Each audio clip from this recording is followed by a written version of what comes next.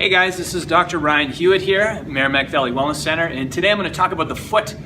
Foot being a very critical piece of your structure that is actually the base of everything we do. A lot of us have foot problems and don't even know it because they're not symptomatic yet. Some people do have symptom issues like plantar fasciitis, maybe they have some heel pain or chronic sprains and things like that. So what we're going to do today is we're going to talk about the ideal position of the foot and how that can influence your structure. So when you're standing on the ground in bare feet, what you should have, okay, are 3 points of contact. Your big toe, your little toe, and your heel. It's like a tripod, both sides. And when those are gripping the ground with even pressure, you should have a nice arch like that. So an active foot like that. And that should be the base position for when you're, doing whatever, especially when you're squatting or especially when you're standing on 2 feet, etc. A lot of people have problems with the way they distribute their foot pressure, and they end up with things like bunions, end up with things like plantar fasciitis and heel pain. Quick way to find out if you're screwing up your weight distribution is just look at the back of your shoes. These are sandals. These are a no-no for the most part. But if you look at the heels of your shoe, if you see some uneven wear on the heel or the inside or the outside of your shoe, or maybe even the front in goofy places, chances are you have an uneven strike with your gait, or uneven pressure that you're putting on different areas of the foot. Classic example is like a bunion. So you're putting a lot of pressure on that big toe, and to compensate, you have to put a lot of pressure on the outside of the same foot on the heel. So to correct that, there's a few different things you want to look at. Number one is you want to look at the musculature of the lower leg. So there's muscles in the back called your gastroc or your calves, as well as your soleus. In the front, you have something called a tibialis anterior, and that's to raise the foot or extend the foot. And on the sides, like stirrups, you have everters and inverters, right?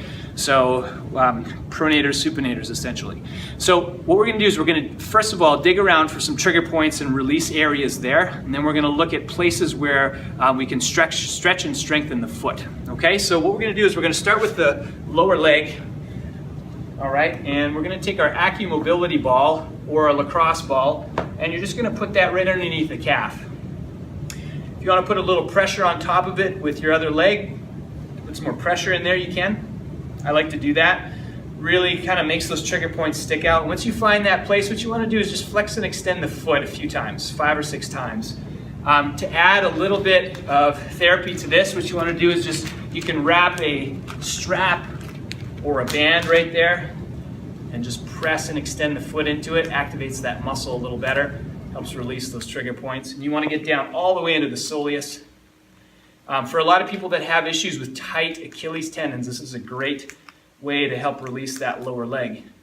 Okay, you want to do that 5 or 6 times. And let's look at the front of the leg. So what you want to do is grab something like a yoga block, okay? And what we're going to do is we're going to put a little pressure into that tibialis anterior, that meaty part of the shin bone on the outside. What we're going to do is we're going to lay a little pressure in there, and same thing, you're going to move the foot up and back. For a lot of people, they have some pretty nasty trigger points here. So if you ever notice somebody who's when they squat, they raise their toes up, okay, to balance the pressure, they're probably overutilizing that tibialis anterior. So there's probably going to be some pretty nasty trigger points. You can go all the way down almost to that ankle. Okay, once we do that, to get the inside, okay, this can be a little tricky. What you want to do is you want to take that same yoga block, and you can take either a kettlebell or you can take another AccuMobility ball and just put equal amount of pressure there. What you want to do is invert and evert the foot like that. You want to work your way all the way down. Okay, just like so. And just the same for the opposite. I like to do this directly on the floor. Okay, we'll go like that. We'll use the kettlebell this time to add a little extra pressure in there. Okay, and these will get all of those inverters of the foot. Okay, move that in and out. You want to get right on the outside there, right on those stirrup muscles. Okay, add a little pressure in there. There we go. Okay, now we want to get into the foot as well. So for the foot, if you're in a seated position, what you can do is take that active mobility ball and you can put that pressure right into the arch of the foot. This is especially good for people that are pronators, right? So their foot caves inwards. You can put a little pressure into that plantar fascia and just work that foot in and out like this. You can go around in a few different places, like so. You can even do this right on the floor. Okay, stick that on there and you stand right on top of it. And you can kind of move the foot around.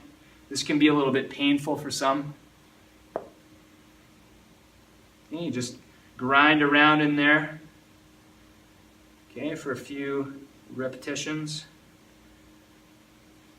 Okay, now that we've treated the lower leg and the foot, now what we want to do is we want to do a little bit of active stretching. So what I'm going to do here is I'm going to go back to this yoga block back here. What I'm going to do is just a few calf raises, okay? So I'm going to go on the right leg here. We're going to do about 7 or 8 reps here.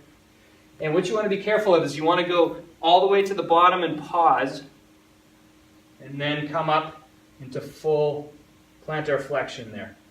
Up and down, just like so. You can also do this with a bent knee, up and down. Take a little pressure off the knee and add a little bit extra stretch into the calf like that. And what we'll do is we'll do a couple of direct exercises with the foot. So what I'll do is I'll take my foot, flex my toes, and we'll just do some circles like this. We'll do about 10 reps of that, and then we'll go the opposite direction, like that. Then we'll do the opposite. We'll extend the toes, move the foot around, back and forth. Okay, and then what we'll also do is we'll go inversion and eversion like this. Okay, great. So once we've done those, then what we want to do is we want to activate, and actually, now that it's all activated, we want to actually implement it into new corrected movements. So where you want your foot nice and rooted in some of your basic fundamental functional exercises are things like air squats and lunges. So I'll show you a couple different variations there. Simple air squat. Okay, feet rooted into the ground, feet shoulder width apart. Okay, knees right over the toes, all the way down, all the way up. Really focusing on flexing and rooting those toes and feet right into the ground, coming up and down. Okay, some nice squatting there. Okay, and now what we want to do is some lunging. So I really like the reverse lunge. Okay, nice and slow in a nice tempo controlled, and we go out to a 45-degree angle while keeping the foot straight, feet rooted in the ground, keeping the knee tracking over the toes. And if you can even go out to the side, we'll do that both sides. So back, nice and balanced, 45 degrees, and then all the way to 90, like so. And what I would do is I would do 2 or 3 sets like that, 10 to 12 reps each. You can get creative with some of the functional movement, and that's a great way to keep the foot active, great way to do some active therapy on the foot, but also for foot maintenance. So thanks for watching. Hopefully that helps.